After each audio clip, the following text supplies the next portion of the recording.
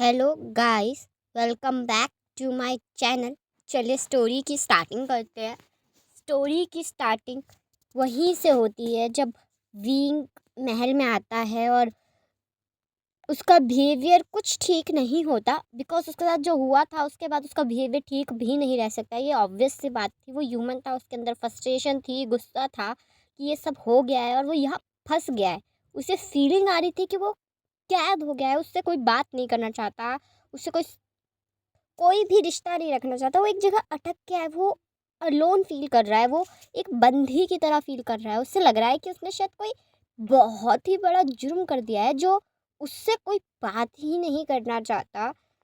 उसे बहुत ही left out जो फील हो रहा है, वो समझा भी नहीं पा रहा कि वो कैसा फील कर सकता है, क्योंकि वो कभी भी ऐसा पर्सन नहीं था कि वो एक जगह टिक के रहे और वो किसी की सुने। वो यूनमक में भी हमेशा ऐसा ही था।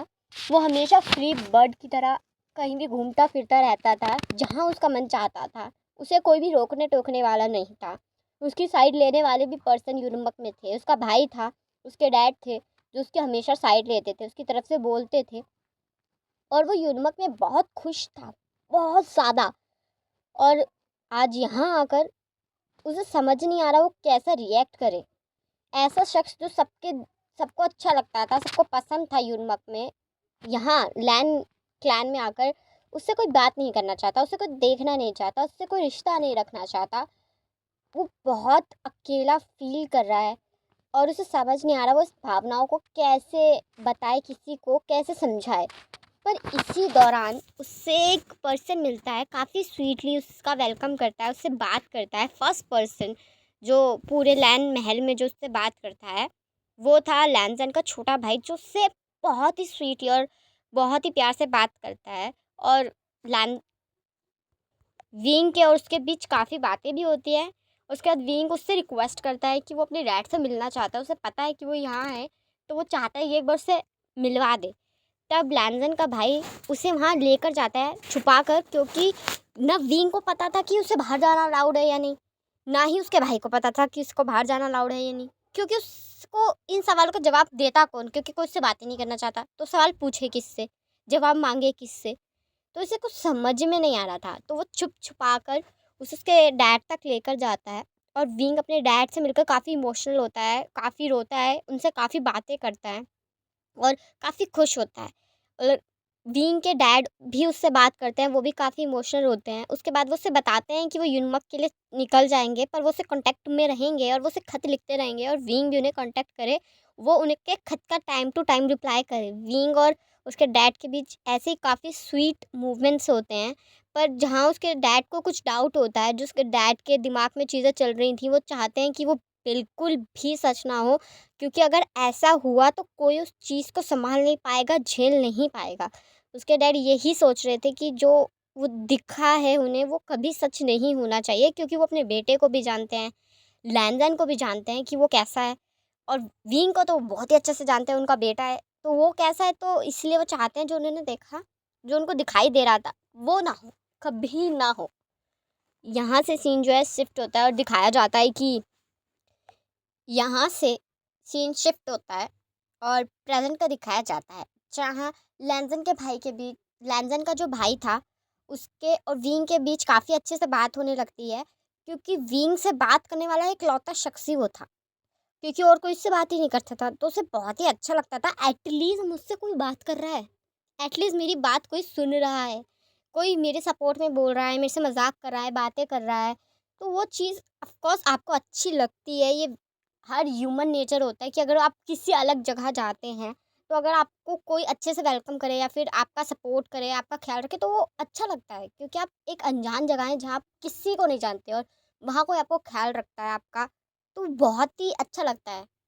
तो वो विंग के साथ हो रहा था, उससे बहुत ही अच्छा लग रहा था कि एटलीस्ट उससे कोई बात कर रहा है, उसके पास कोई है, वो अकेला नहीं है। और इस बात से उसे संतुष्टि थी कि यस चलो, अब मैं किसी से तो बात कर सकता हूँ, मुझे दीवार ताकने की ज़रूरत नहीं है।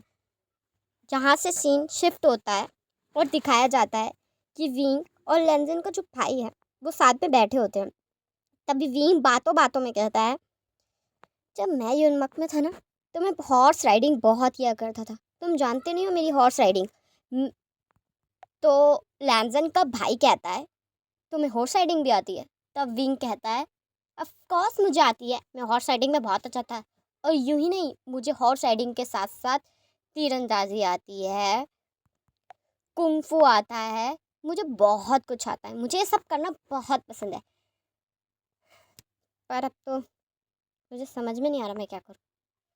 मुझे तो ऐसा लग रहा है कि मेरी लाइफ एक जगह रुक गई है, वो ही चीज़ रिपीट हो रही है, सुबह हो रही है शाम हो रही है, सुबह हो रही है शाम हो रही है, कुछ हो ही नहीं रहा मेरी लाइफ के अंदर। युनमक में मैं कितना खुश था।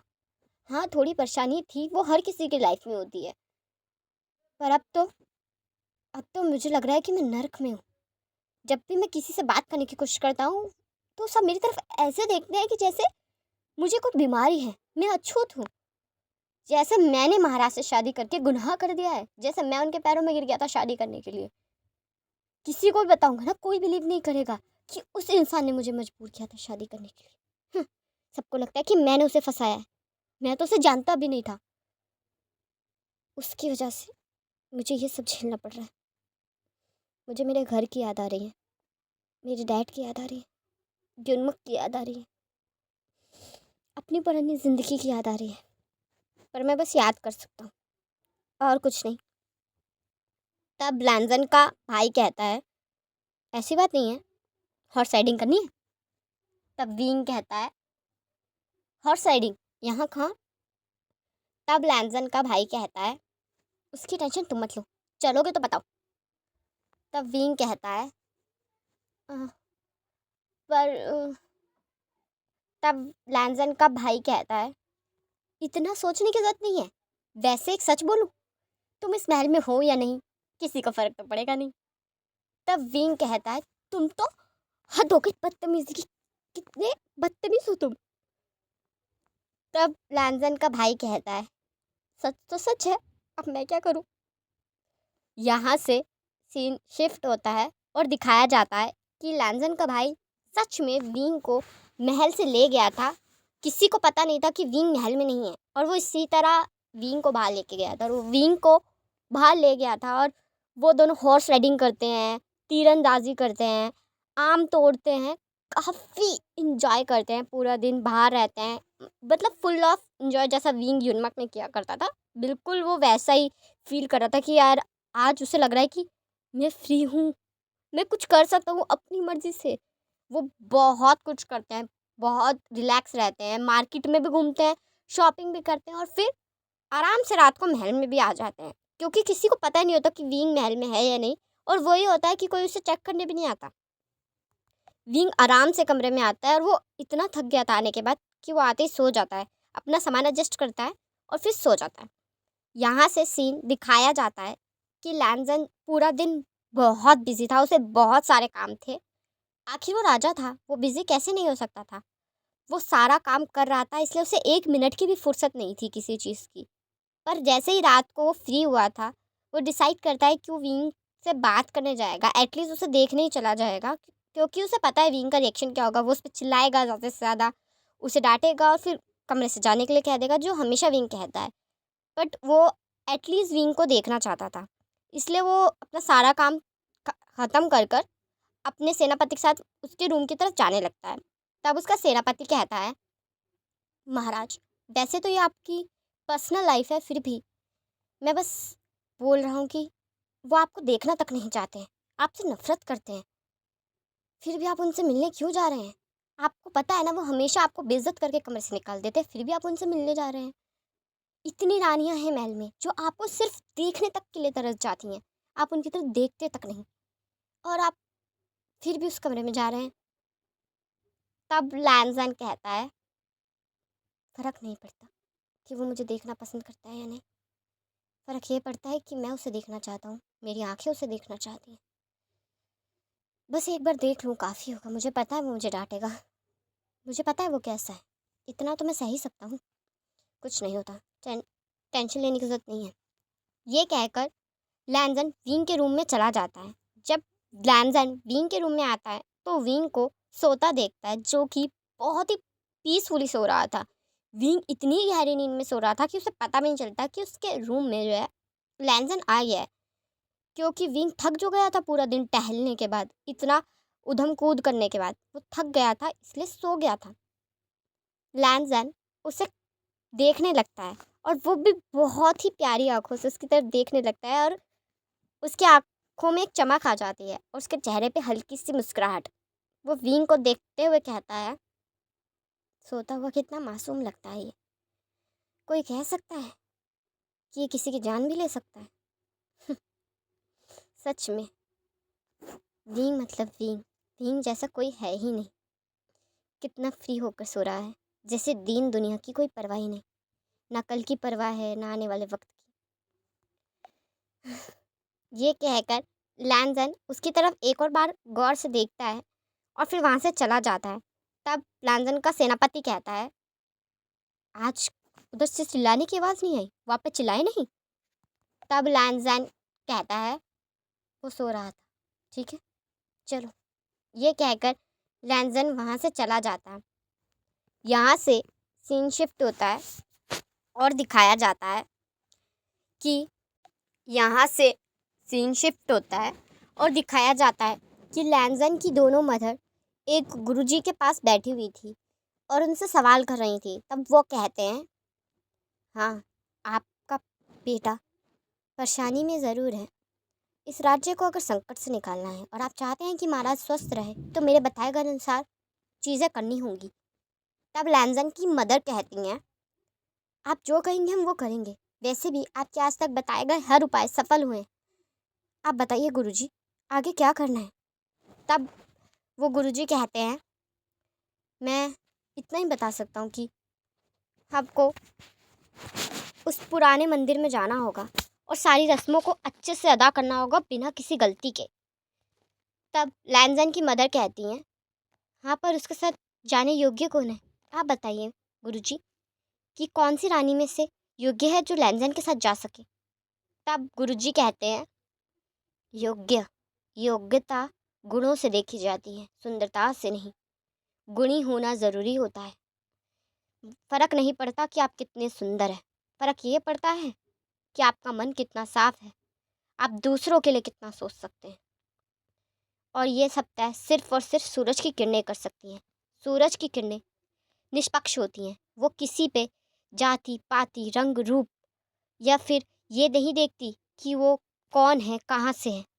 वो निष्पक्ष होकर सब पे पड़ती हैं और सबको सूरज की रोशनी देती हैं। इसी तरह सूरज की रोशनी ही तय करेगी कि कौन लैंज़न के साथ उस पुराने मंदिर में जाएगा सारी रस्में अदा करने। तब लैंज़न की मदर कहती हैं, और वो कैसे गुरुजी। तब गुरुजी कहते हैं, देखिए पहले पहले तो गौर से सुनिए कि लैंज़न जब सुबह उठेगा और दिनचर्या के दौरान जो भी पहली रानी उसके सामने आएगी वो ही उसके साथ जा सकती है। सिर्फ़ और सिर्फ वो ही उसके साथ जाएगी और वो ही सारी रस्में अदा करेंगी और कोई ये रस्में अदा नहीं कर सकता। तब लैंज़न की मदर एग्री करती हैं और वो गुरुजी की बात को जो है अच्छे से समझ जाती हैं कि गुरुजी क्या कहने की कोशिश कर रहे हैं। यहाँ से सीन शिफ्ट होता है और लैंज़न की मदर लैंज़न को ये सब बता देती हैं। तब लैंज़न कहता है कि वो चला जाएगा और इस बात से लैंज़न की मदर बहुत शांत होती है कि लैंज़न एक ही बार में मान गया। उसने ना मना किया ना बहस की, चलो वो मान गया। इस बात से वो बहुत खुश थी। यहाँ से सीन शिफ्ट होता है और दिखाया जाता है कि धीरे धीरे सारी रानियों को ये बात पता चल गई है कि जैसे ही नेक्स्ट डे होगा और लैंज़न जिससे सबसे पहले देखेगा, मतलब जौन सी रानी को, वही रानी उसके साथ उस मंदिर में जा सकती है और सारी रस्में वही अदा करेगी। तो ये बहुत बड़ी अपॉर्चुनिटी थी एक किंग के साथ जो है वक्त बिताने का, एक क्वालिटी टाइम बिताने का और सारी जो रस्में वो अदा करने का। क्योंकि अगर वो सारी रस्में वो अदा करेंगी, वो लैंज़न के साथ उस जगह रहेंगी, तो ऑफ कोर्स उनका नाम जो है किताबों में लिखा जाएगा और वो जो पब्लिक है आने वाली वो उसे ज़रूर रीड करेंगी और एक इतिहास में वो अपनी छाप छोड़ जाएंगी। ये बात उन्हें अच्छे से माइंड में थी कि खास जो जगहें होती है अगर उस पर महाराज के साथ कोई होता है, चाहे वो छोटा सा इंसान क्यों ना हो, उसका जिक्र ज़रूर होता है। ये तो इतनी बड़ी जगह थी, इसलिए सब रानियाँ चाहती थी कि वो लैंज़न के साथ जाएं, वो लैंज़न के साथ जाएं। पर जब ये बात विंग को पता चलती है तो विंग कहता है, ये सब इतना पागल हो रही है उसके साथ जाने के लिए। उस अकड़ू खड़ूस के साथ जाना कौन पसंद करता है? वैसे भी वो हार्टलेस है, बिल्कुल हार्टलेस। कोई फीलिंग नहीं है उसके अंदर। पता नहीं ये सब उसके पीछे क्यों पागल रहते हैं। तब जो विंग को तैयार कर रही थी वो लड़की कहती है, माफ़ कीजिए पर उन्हें पसंद करने की वजह तो है। एक तो वो इतनी सुंदर है, इतनी कम उम्र के हैं, पढ़े लिखे भी अच्छे हैं, युद्ध कला में भी बहुत बेहतरीन है, हर कुछ उन्हें आता है, निर्णय बहुत अच्छे लेते हैं, निष्पक्ष फैसले करते हैं और साथ ही साथ बेशुमार दौलत, इज्जत और बादशाह हैं वो। उन्हें पसंद करना तो लाजमी है, उन्हें तो कोई भी पसंद कर लेगा सिवाय आपके। आपको बादशाह बिल्कुल पसंद नहीं। ऐसा क्यों? तब विंग कहता है, बस मुझे वो पसंद नहीं, ज़ाती दुश्मनी है मुझे उससे। वो शख्स मुझे पसंद नहीं, उसका चेहरा मुझे पसंद नहीं। अगर वो मेरा पति ना होता ना तो कब का मार चुका होता मैं उससे। इससे पहले युद्ध में नहीं मिला वो मुझसे, वरना हार जाता वो। और ना तुम ना उसकी बातें करना मेरे सामने बंद कर दो। यहाँ से सीन शिफ्ट होता है और नेक्स्ट डे का दिखाया जाता है, जहाँ हर रानी ट्राई कर रही थी कि वो लैंजन के सामने सबसे पहले आए। सबकी सब बहुत रेडी थी, तैयार थी, वेल प्रिपेयर थी कि अब वो जो है लैंजन के सामने आएंगी और लैंजन के साथ जाएंगी, लैंजन के सामने आएंगी, लैंजन के साथ जाएंगी। यहाँ से सीन शिफ्ट होता है, दिखाया जाता है कि लैंजन कहता है, समझ गया, तो ठीक है, वो नहर अगर टूट गई है तो उसे ठीक करवाओ। मैं नहीं चाहता कि वहाँ के लोगों को ज़रा से भी परेशानी हो और उन्हें और भी नुकसान हो। जिनका भी नुकसान हुआ है नहर टूटने की वजह से, उनकी भरपाई कर दो। तब वो सेनापति कहता है, जी महाराज, ऐसा ही होगा, कोई भी परेशानी नहीं होगी, जैसा आपका हुक्म है वैसा ही होगा। तब लैंजन कहता है, आज धूप बहुत अच्छी निकली है, गार्डन में चलते हैं, वहीं बात कर लेंगे। तब जो लैंजन का सेनापति होता है वो उसके साथ साथ जाने लगता है। यहाँ से सीन शिफ्ट होता है और दिखाया जाता है कि लैंजन जो है गार्डन में है और अपने सेनापति से नॉर्मली जो कॉन्वर्सेशन थी वो कंटिन्यू कर रहा था कि आगे क्या करना है और क्या प्रॉब्लम्स है, उसे कैसे सॉल्व करना है। वो जो इंपॉर्टेंट चीज़ें थी वो डिस्कस कर रहा था और नॉर्मली गार्डन में जो है टहल रहा था। तभी अचानक से आवाज़ आती है, अरे अरे अरे अरे मैं गिरा गिरा गिरा। तभी लैंजन उस शख्स को बहुत ही प्यार से होल्ड कर लेता है और वो सामने वाला शख्स उसकी तरफ देखने लगता है और जो सेनापति था वो अपनी जगह पे खड़ा रह गया था और वह देख रहा था कि सामने सीन क्या चल रहा है।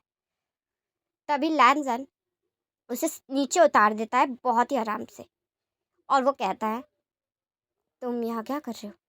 तब विंग कहता है, मैं टहल रहा था। हाँ, टहल रहा था। तब सेनापति कहता है, पेड़ पर? तब विंग कहता है, आ, आ, मैं पेड़ पर, एक्चुअली मैं जो पेड़ पर क्या कर रहा था, मैं क्या बताऊँ, एक सेकंड। तब लैंजन कहता है, कोई ज़रूरत नहीं है, जा सकते हो कमरे में। ये कहकर लैंजन साइड हट जाता है ताकि विंग जा सके। विंग जाने लगता है, तभी लैंजन उसे रोकता हुआ कहता है, वैसे आम तोड़े ही हैं तो उठा कर ले ही जाओ। तब विंग अपने माथे पे हाथ मारता हुआ कहता है, यही होना बाकी था, बस हर बार कोई प्रॉब्लम होती है, जब कुछ भी गलत होता है और ये शख्स मेरे सामने होता है। मुझे क्या पता था ये गार्डन में आ जाएगा, सब तो कहते हैं गार्डन में नहीं आता, तो आज इसे गार्डन में आना था जब मुझे पेड़ पे से आम तोड़ना था। तब लैंजन का सेनापति कहता है, अब यूं ही मुड़े रहोगे क्या, आम उठाओ ना। तब विंग पलटता है और आम को उठाकर जाने लगता है। तभी लैंजन का जो सेनापति था उसे कुछ याद आता है और वो कहता है, ए रुको, तुम यूं नहीं जा सकते, बादशाह आप इसे यूं नहीं जाने दे सकते। आपको याद है गुरुजी ने क्या कहा था? गुरुजी ने कहा था जो भी रानी आपके सामने पहली बार आएगी अगले दिन, सामने जिसे आप देखेंगे वही आपके साथ मंदिर जा सकती है और सारी रस्में अदा करेगी। तब विंग के हाथ से सारे आम गिर जाते हैं और लैंजन को भी याद आता है कि हाँ उसकी माँ ने उसे यही बताया था। तब विंग कहता है, क्या नहीं, एक सेकंड, नहीं नहीं नहीं नहीं, देखो देखो देखो, वैसे भी हम तीनों के अलावा पता नहीं है कि तुमने और मैंने एक दूसरे को देखा है ना, नॉर्मल सी बात है। तो किसी और के साथ चले जाओ बॉस, बाकी सारी रानियां पूरा रेडी होकर बैठी है तुम्हारे साथ जाने के लिए, किसी को भी ले जाओ, कोई भी चली जाएगी। तब लैंजन का जो सेनापति था वो कहता है, बादशाह को झूठ बोलना मत सिखाओ, ठीक है, और गुरुजी ने जो कहा था वो बात हमें पूरी करनी होगी, गुरुजी की बात का निरादर नहीं कर सकते हम। तब विंग कहता है, अरे अगर तुम्हें इससे इतना ही प्यार है तो तुम ही चले जाओ ना इसके साथ। तब लैंजन का जो सेनापति था वो कहता है, मैं उनकी बीवी नहीं हूँ, तुम हो। तब विंग कहता है, ये आपका सेनापति बदतमीज है और मैं नहीं आऊंगा आपके साथ, किसी और को ले जाइए ना। हाँ। तब लैंजन कहता है, गुरुजी ने जो कहा है वो फरमान होता है, उनकी कही गई बात को टालना नुकसान होता है, उनकी कही गई कोई भी बात कोई नहीं टाल सकता, मैं भी नहीं। आपको मेरे साथ आना होगा, सिर्फ रस्में अदा करनी है। तब विंग कहता है, मैं हद हो गई है, सिर्फ मैं ही तुम्हारे सामने आना था क्या? और पूरे महल में तुम्हें यही जगह मिली थी आने के लिए? इतना बड़ा महल है, इतनी बड़ी जगह, कहीं और नहीं जा सकते थे? तब लैंजन का जो सेनापति था वो कहता है, रुको, ये बादशाह है, तमीज से बात करो, बादशाह से बात करने की तमीज नहीं है तुम्हें? और हाँ, ये महल है इतना बड़ा, तो तुम्हें भी कहीं और जाने की जगह नहीं मिली? तुम्हें नहीं पता ये बादशाह की जगह है, या सिर्फ बादशाह के अलावा कोई और नहीं आ सकता, उन्हीं के लिए लगाए गए हैं ये पेड़। तब विंग कहता है, हाँ, ये पेड़ उन्हीं के लिए है, सब कुछ उन्हीं के लिए है ना, लो पकड़ो, ये आम भी तुम्हें खा लेना। अच्छे खासे आम तो नया था, सारा मूड खराब कर दिया।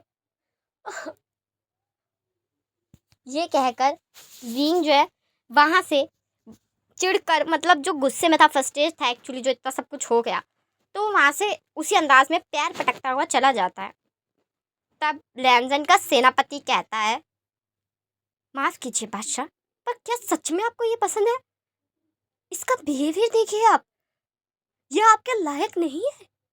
इसने आपसे ऐसे बात की कि जैसे आप इसके सेवक हो, और ये आपको बकायदा डांट रहा था। आप कुछ तो कहिए, आप मुस्कुरा नहीं सकते ऐसे, वो एक बादशाह की तौहीन करके गया है और आप मुस्कुरा रहे हैं।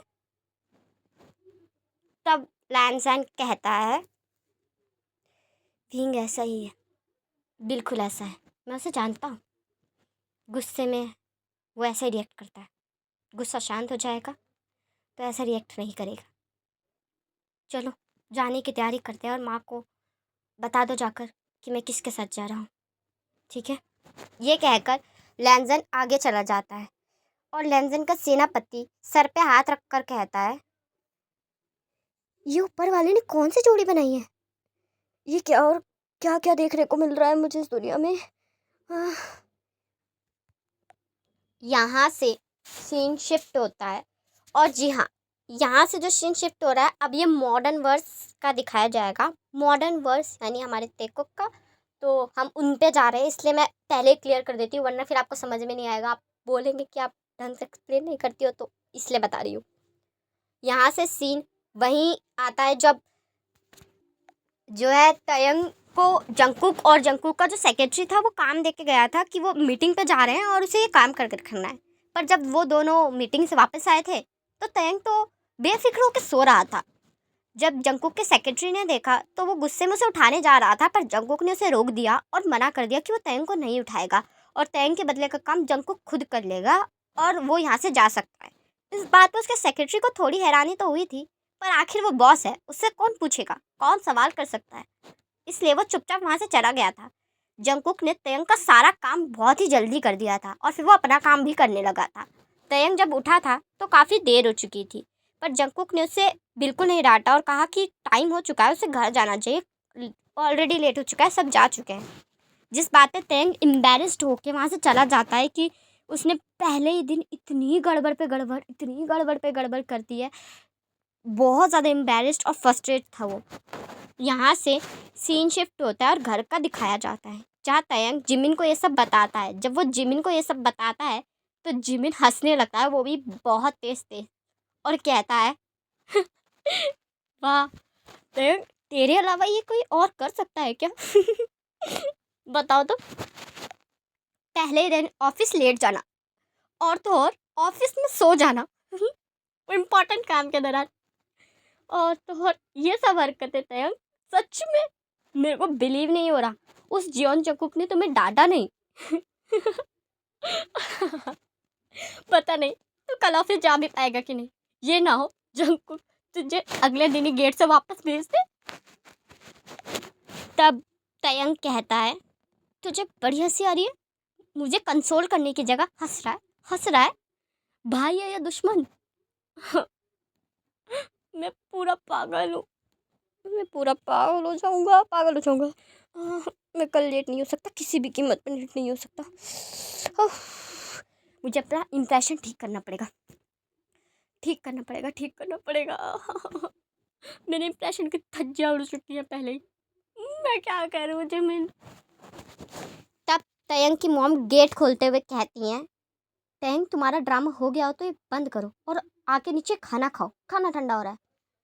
तब तयंग कहता है किस तरह के लोग हैं इस घर में, मैं रो रहा हूँ, मुझे चुप तो कराइए। हाँ आ रहा हूँ खाना खाने। यहाँ से सीन शिफ्ट होता है और नेक्स्ट डे का दिखाया जाता है जब तयंग आज टाइम पे ऑफिस पहुँच गया था और ये उसके लिए बहुत रिलैक्सिंग था। वो एक लंबी अंगड़ाई लेते हुए कहता है हाँ आज तो टाइम पे पहुँच गया। हाँ थोड़ा जल्दी उठना पड़ा पर टाइम पे पहुँच गया। यस यस, इस बात से तो मैं रिलैक्स हो सकता हूँ। चलिए अब कुछ तो ढंग का कुछ करूँगा मैं। यहाँ से सीन शिफ्ट होता है और दिखाया जाता है कि तयंग दिन लगाकर जो है पूरे हार्डवर्क के साथ मेहनत करता है और सारा काम करवाता है और समझता भी है, क्योंकि उसे अभी काफ़ी कुछ सीखना था, ट्रेन करना था। तो ये सब वो सीखता है और बहुत मेहनत कर रहा होता है। जंगकुक को भी ये दिखता है कि वो कितनी मेहनत कर रहा है, जबकि उसे काफ़ी दिक्कतें आ रही हैं, उसे चीज़ें समझ में नहीं आ रही, उससे गलतियाँ हो रही हैं, पर वो शांति से हैंडल करने की कोशिश कर रहा है और जंगकुक के लिए ये बहुत इम्प्रेसिव था। यहाँ से सीन शिफ्ट होता है और दिखाया जाता है कि जंगकुक मीटिंग से वापस आता है तो कहता है कि तयंग कहाँ दिख नहीं रहा। तब जंगकुक का सेक्रेटरी कहता है सर वो फ्री टाइम था ना तो वो पढ़ रहा है, उसे पढ़ने का टाइम नहीं मिला, वो रहा किताब खोल के पढ़ रहा है जब से आप मीटिंग में गए हैं तब से। तब जंगकुक कहता है वो फ्री टाइम में पढ़ता है। तब जंगकुक का सेक्रेटरी कहता है सर वो कॉलेज स्टूडेंट है, पढ़ाई भी इम्पोर्टेंट है और जॉब भी, दोनों चीज़ें हैंडल करना मुश्किल होता है, पर वो कर तो रहा है, कहना पड़ेगा हार्ड वर्किंग तो बहुत है। तब जंगकुक कहता है चलो तयंग मीटिंग हो गई। तब तयंग कहता है ओह ओके सर चलते हैं। ये कहकर तयंग बुक बैग में डालने लगता है और जंगकुक उसकी तरफ देखने लगता है। यहाँ से सीन शिफ्ट होता है और 2 दिन बाद का दिखाया जाता है जब तयंग अच्छे से काम कर रहा था और जंगकुक भी उसकी काफ़ी हेल्प कर रहा था और वो उसके साथ टाइम बिताने की कोशिश कर रहा था, पर इतना पॉसिबल हो नहीं पा रहा था जबकि वो दोनों साथ में ही थे उसके बावजूद, क्योंकि जो जंगकुक था उसकी मीटिंग्स होती थी, उसको प्रेजेंटेशन देखने जाना होता था कि प्रेजेंटेशन कैसी बनी है, अप्रूवल्स के लिए जाना पड़ता था, और जो साइंस इंपॉर्टेंट होते हैं वो करने, बड़ी बड़ी साइट्स पे चेक करने जाना पड़ता था। तो ये बहुत ही उसके लिए काम था और वो तयंग के साथ भी वक्त बिताना चाहता था, पर उसका ये शेड्यूल जो है मैच नहीं हो पा रहा था। यहाँ से सीन शिफ्ट होता है और दिखाया जाता है कि जंगकुक लैपटॉप पे काम कर रहा है बैठकर। तभी तयंग वहाँ से उठता है और जाने लगता है और अचानक से उससे चक्कर आ जाते हैं, तो वो अपने आप को जो है बैलेंस करता है। तब जंगकुक कहता है आर यू ओके? तब तयंग कहता है जी जी आई एम ओके, मैं बस वॉशरूम जा रहा था, लगता है सर घूम गया। ये कहकर तयंग आगे जाता है तो तभी वो जो है नीचे गिर जाता है, जिसे देखकर जंगकुक भागकर तयंग के पास आता है और उसे उठाने लगता है। जब वो नहीं उठता तो वो तुरंत डॉक्टर को जो है बुला लेता है कि तयंग बेहोश होकर गिर गया है।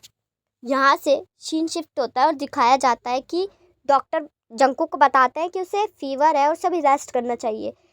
तब जंगकुक कहता है, पूरा पागल है क्या ये? इससे फीवर है तो ऑफिस क्यों आया? और ये सुबह से काम कर रहा है बिना रेस्ट के। मुझे बताया तक नहीं इसने कि इसे फीवर है, इसे छुट्टी चाहिए। तब जंगकुक का सेक्रेटरी कहता है, सर वो आपको कैसे बताएगा? वो एक इंटर्न है और उसे ज्वाइन किए ज़्यादा दिन भी नहीं हुआ। वो आपको ये एक्सक्यूज़ दे कि उसकी तबीयत खराब है, उसे छुट्टी चाहिए। सर ये तो बचकाना लगेगा, कोई भी एम्प्लॉय ऐसे छुट्टी नहीं मांगता, शायद इसलिए उसने भी नहीं मांगी होगी। तब जंगकुक कहता है, ठीक है, तुम जाके बाकी काम संभालो, मैं यहीं हूँ। तब जंगकुक का सेक्रेटरी कहता है, पर सर मीटिंग। तब जंगकुक कहता है, कैंसिल कर दो, समझ में आई? मुझे डिस्टर्ब मत करना, जाओ कैबिन से। तब जंगकुक का सेक्रेटरी चुपचाप वहाँ से चला जाता है और जंगकुक तयंग के पास बैठ जाता है। यहाँ से सीन शिफ्ट होता है और दिखाया जाता है कि तयंग की आंखें धीरे धीरे खुलने लगी हैं। जैसे उसकी आंखें खुलती हैं तो उसके सामने जो था जंगकुक था, जो कि चेयर पर बैठा बैठा ही सो गया था। जब तयंग की आंखें खुली थी तो उसने जब जंगकुक को अपने सामने देखा था, वो उसने एक्सपेक्ट नहीं किया था कि जंगकुक उसके सामने होगा। उसने ये एक्सपेक्ट किया था शायद वो किसी हॉस्पिटल के कमरे में होगा या उसकी मदर फादर उसके पास खड़े होंगे, ये उसने एक्सपेक्ट किया था। बट जंगकुक उसके पास हो गए, ये उसने एक्सपेक्ट नहीं किया था। इसलिए वो जंगकुक की तरफ देखने लगता है कि सच में क्या जंगकुक वहाँ बैठा है, वो उसके लिए वहाँ बैठा है। ये चीज़ उसके लिए बहुत शॉकिंग थी। यहाँ से चलिए गाइस, मैं इस पार्ट को यहीं एंड करती हूँ। आपको ये पार्ट कैसा लगा मुझे कमेंट में ज़रूर बताइएगा। वीडियो को लाइक, चैनल को सब्सक्राइब ज़रूर कर दीजिएगा। अब हम आपसे मिलते हैं नेक्स्ट वीडियो में।